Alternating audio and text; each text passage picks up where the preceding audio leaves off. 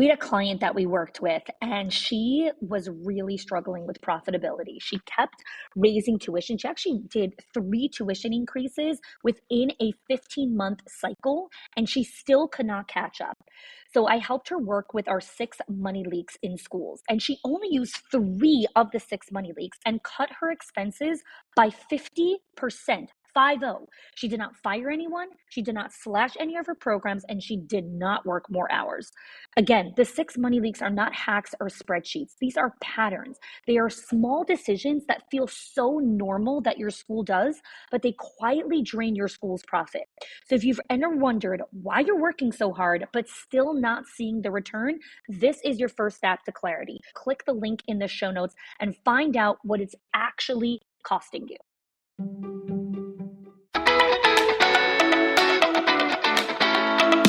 Welcome to the Schools of Excellence podcast, where we have conversations about education, leadership, and building a school of excellence. The goal on this show is to bring you clarity, up-level your mindset, and give you practical strategies and inspiration so you can show up with confidence and trust your decision-making. I'm Chani Wolshansky. I'm a mom of 4 under 10, a former New Yorker, and been in the early childhood field my entire life. And I'm so grateful that you've joined me for this conversation. Hello there, and welcome back to another episode of the Schools of Excellence podcast. So this is part 5 in our 5-part series, the paradoxes of school leadership. So we started this series a couple weeks back where I introduced the concept of the paradoxes in school leadership. We, again, if you haven't, been following this series, please pause this episode, go start with the first episode in this series so you can understand. But I want to do a quick recap here as we go into this final episode. In the world of childcare, we are very, very focused a lot of the times on solving problems and really looking at, what is the solution to this problem? What is the problem we have to solve over here? What's the issue over here? What is this problem? What is that problem? And as we continue to evolve and grow in our leadership, we also need to understand that there are certain problems that actually don't have solutions. It is a paradox. It is not this is the one way or this is the 2 options of how to solve this problem. This is how we manage this paradox. And so I explained the top 4 paradoxes of school leadership. And today we're going to dive into the 4th paradox that exists, probably the one that gives the most angst to school leaders around the world, and that is the paradox of support. The paradox of support in school leadership refers to the challenging balance that school leaders need to make by providing guidance, encouragement, and resources to their teams, while at the same time they also want to foster autonomy and independence and individual growth. And so there's this push and pull when it comes to support. But I want to create kind of a little bit more of a backdrop to why the paradox of support feels so sometimes anxiety driven or, people pleasing driven, really. So when we help someone, we feel good about ourselves. So when we do an act of kindness, when we do an act of support, when we, give of ourselves, we in turn feel good about ourselves. So it's not just that the other person feels good because you provided support. We actually feel good about ourselves.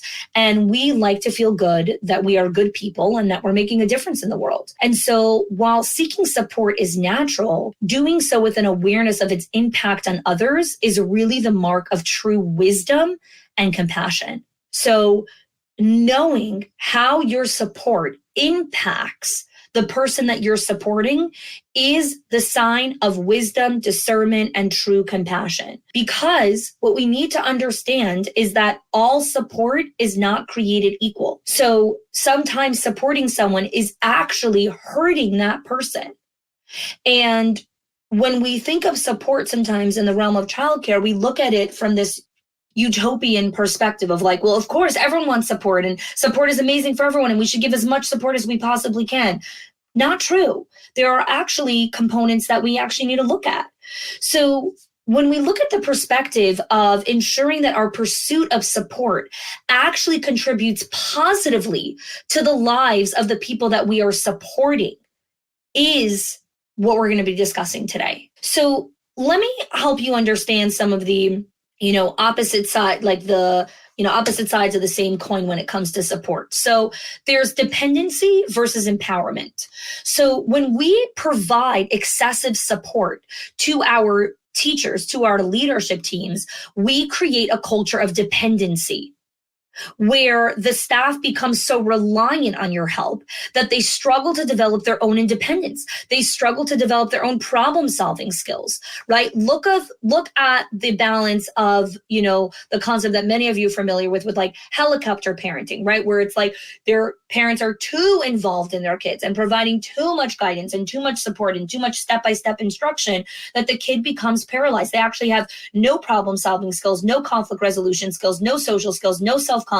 They've got nothing because their parents over-supported them. And so the discernment, again, between promoting self-sufficiency while also assisting people is a challenge. It is a paradox, because sometimes you're like, well, the person really needed support. Yeah, but sometimes we push the line too far, and now we've created a culture of dependency as opposed to a culture of independency and collaboration, right? Healthy interdependence, where people are independent, but they also know when to rely on each other. Because again, independence gone too far could be a fault. Because now you're not recognizing that humans actually need each other and we need to interdependently work together collaboratively. So I want you to pause for a second, and I want you to think about what is kind of coming up for you in this moment when you hear me talking about the paradox of support. You hear me explaining that support can sometimes be a not good thing. It can actually be an enabler. So I'm going to tell you a story. A couple of months ago, it's probably almost a year ago at this point in the recording, I was on a call with a director. So it's our Directors Inner Circle call, and we have monthly coaching calls where all the directors come on and they can ask me questions and they can learn from each other and they can, collaborate together. And so I was coaching this one particular director who keeps having a very similar problem come up where she keeps getting interrupted. So she works inside of her office and she keeps getting interrupted for little things like, we're out of diapers, we're out of wipes, we don't have this, can you help us, grab this, I need you to watch the kids for a second so I could go to the kitchen and get a snack, all the things, you fill in the blanks. And she can't get any quality work done, and she can't meet her KPIs, and she can't, reach any of these mile markers that the owner is like, hey, hello, like you got to reach these markers here. And so she's on the call with me and she's like, I don't know how to get the teachers to stop, keep interrupting me or keep bothering me. And I said, well, I have a different question for you. When they come, I want you to actually look at your behavior from a new lens. Every time you go out of your office and give them the thing that they're asking for, you're actually enabling that behavior. You are enabling them to continue to be dependent on you and not understand how to be resourceful and learn how to figure it out on their own or rely on each other versus you. Now, when I told that to her, she actually flew back in her seat in her office chair. And she's like, I'm not an enabler. And I was like, I understand that you don't want to be an enabler. Hearing the word enabler is a very strong word, and no one wants to be perceived as someone that enables bad behavior. And we all, and many times, subconsciously enable bad behavior. Every once in a while, I have to catch myself at home where I find myself repeating myself and I'm like, there I go again, right? I'm enabling my kids to know, oh, mom will just repeat herself again. And I find myself going down that pattern every once in a while. I have to recheck myself and be like, no, I said it once, that's enough. Some people don't struggle with that, right? Some people are just in general, they say it once and that's it. That's a weak spot for me. I have to remind myself not to enable my kids to be set up in an environment where they know that the grown-up's just going to repeat themselves. So they don't even hear me the first time, they tune me out.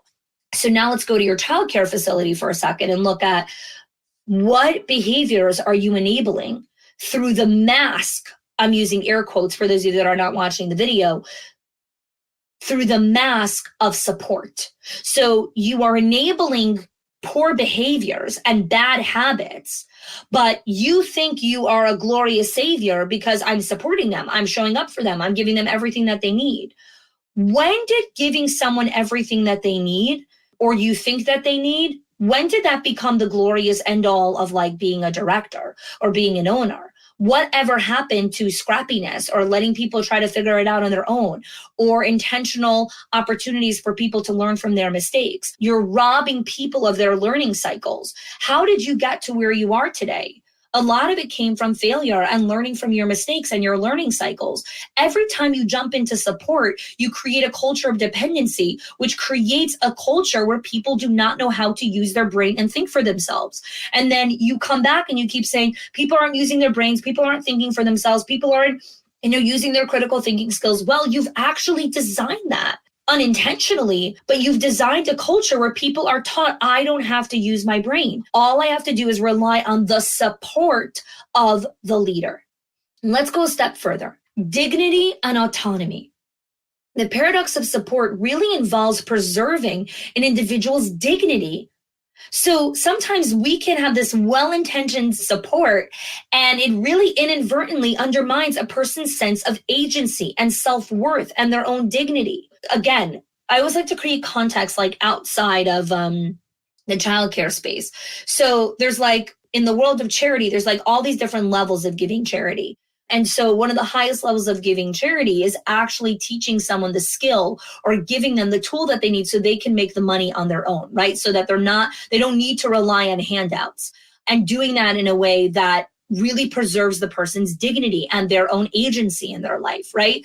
And so again, there's all different kinds of charity, right? There's giving to charitable organizations who help people. There's giving food. There's paying someone's grocery bill. There's all these different ways to pay it forward and give charity. One of the ways to provide support for people is to actually give them these tools, because you're preserving their dignity and their self-respect. So again, let's go to a different perspective, because a lot of people that listen to this podcast have aging parents. I know inside of our community, inside of our memberships, and whenever I go speak at events, a lot of people come over to me and talk to me about how they are, struggling in their personal lives as they're trying to take care of a sick parent, or a loved one that isn't well, or their own spouse isn't doing well, or they have a sick child.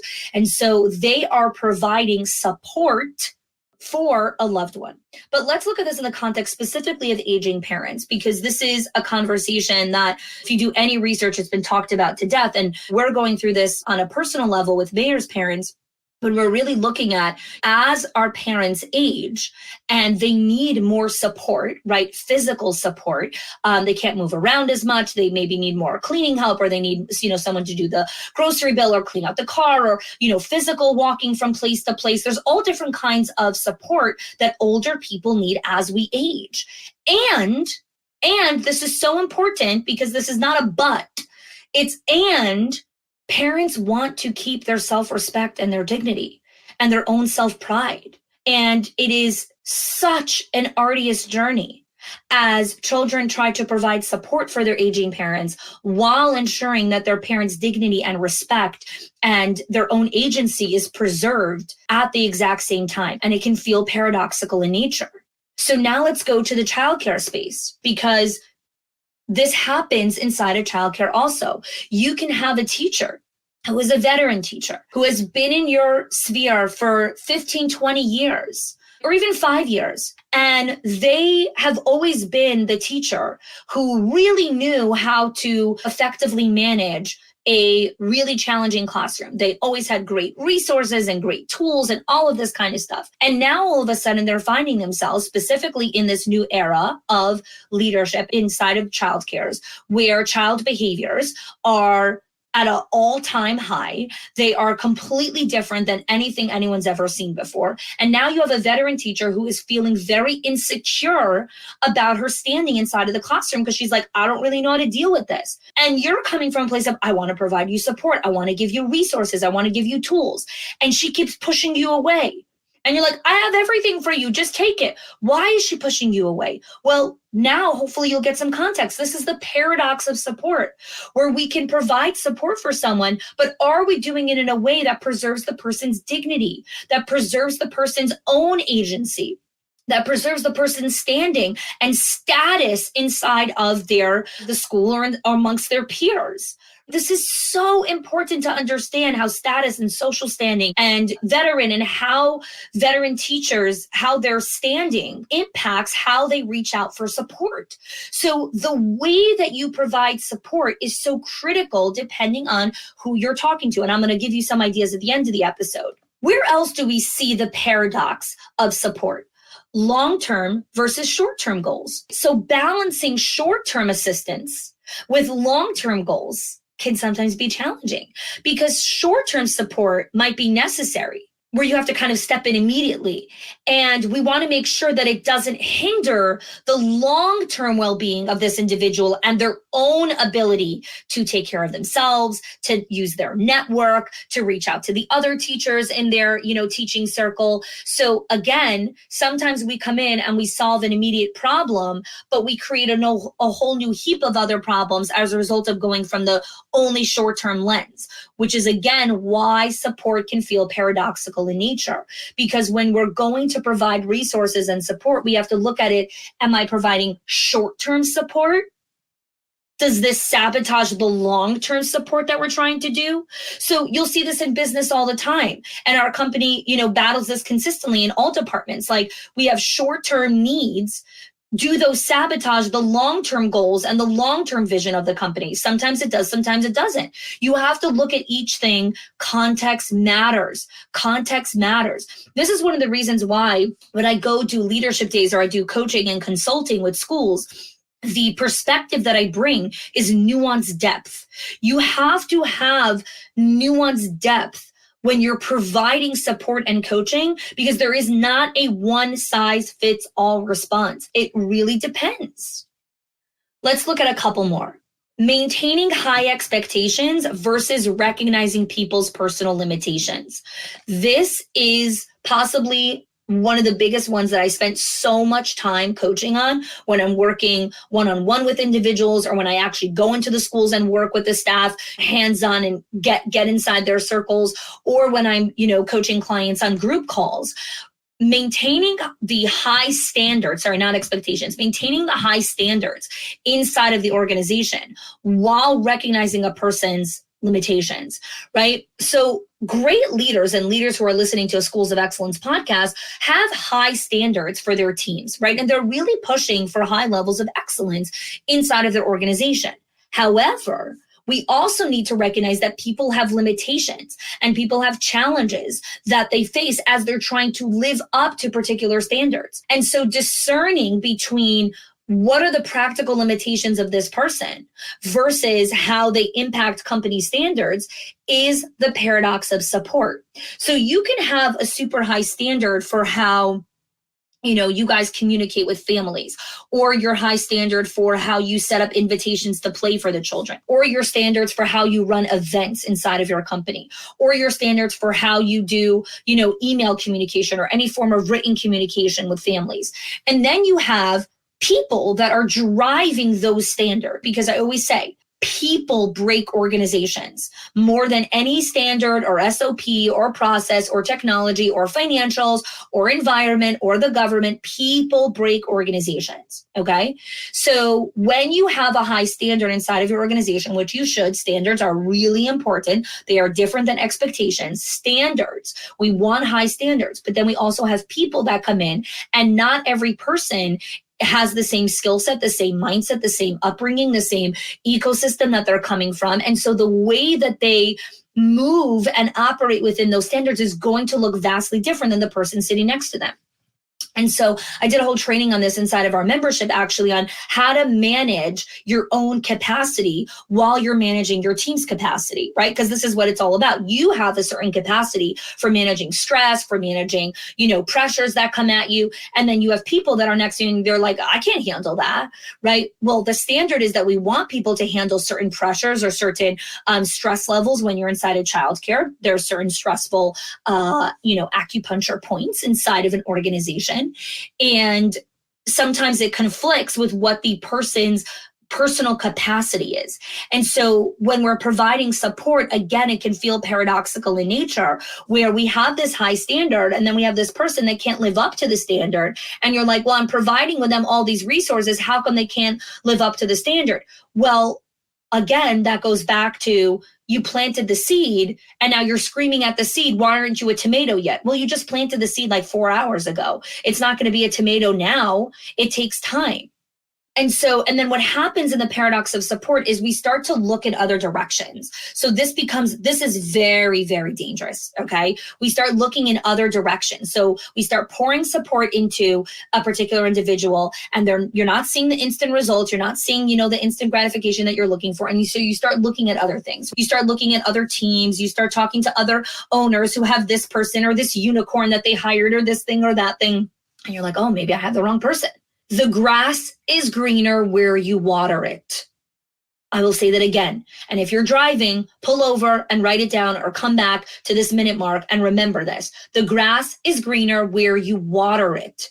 So if you want this team member and you want to support this team member and up-level them to the standards that you're looking for, the grass is greener where you water it. Pour resources and support into this individual. Now, again, some of you are listening, like, well, what if the person really isn't a right fit? Yes, we have to use discernment. Go back and listen to my entire series on firing. I have a whole series, 3 parts, on when to know when it's time to let go of an employee. That's not what today's conversation is about.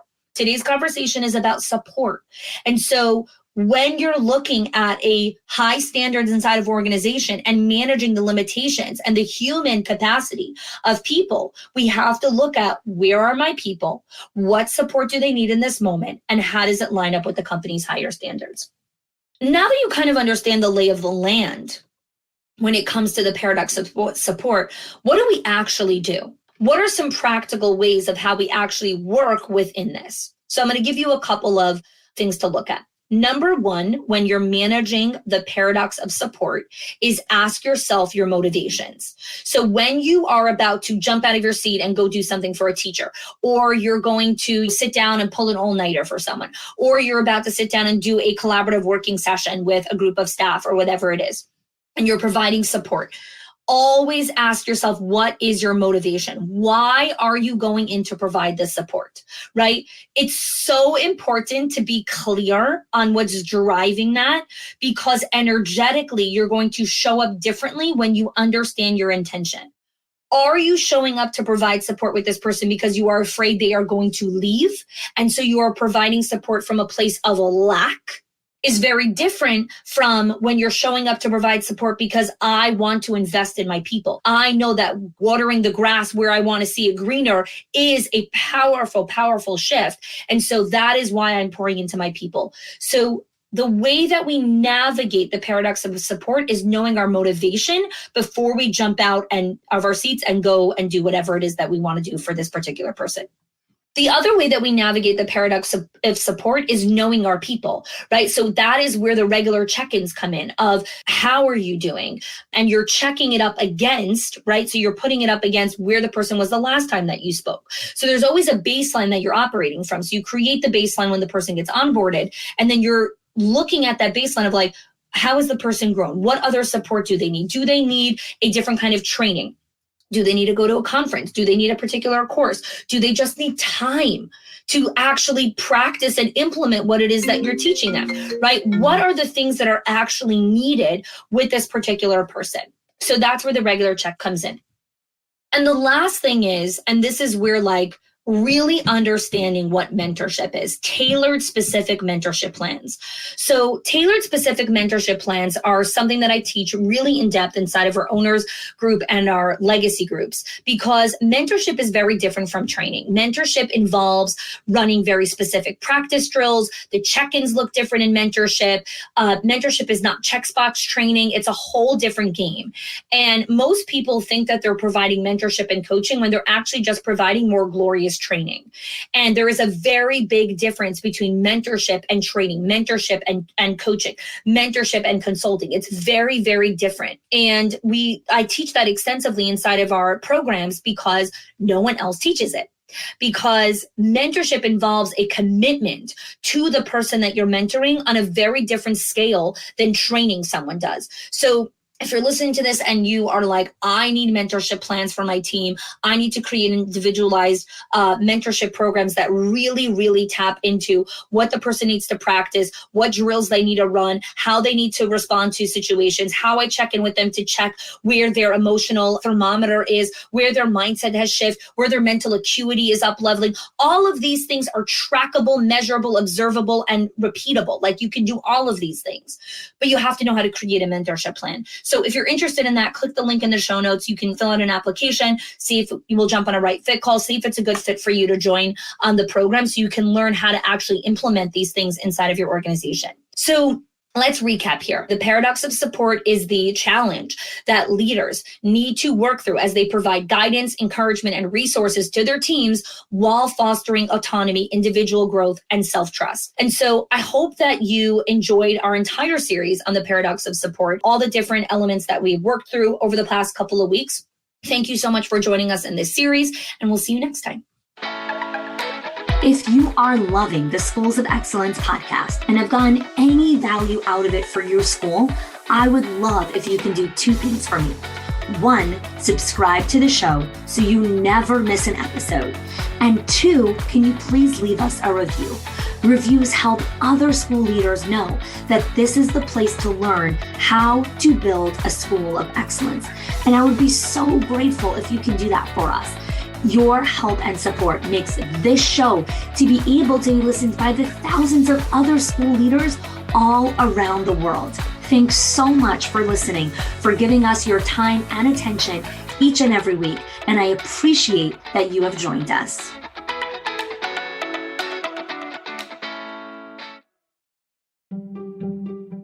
If your accountant has ever told you to cut back on professional development or slash your teacher appreciation budget or your staff development budget just so you could stay afloat, or has told you, hey, you probably can't go invest in that program, please listen. The problem is not that you're spending too much money on your people or yourself or your investment or your support system. It's that your school has invisible money leaks that are draining your profit, leaks that no spreadsheet will ever catch or accountant. So I created the 6 money leaks of schools that show you the 6 core areas that schools lose money every single month without realizing it. If you close even one of them, your profits will start to soar without sacrificing your team. Go get it now and stop blaming the things that are actually building your school.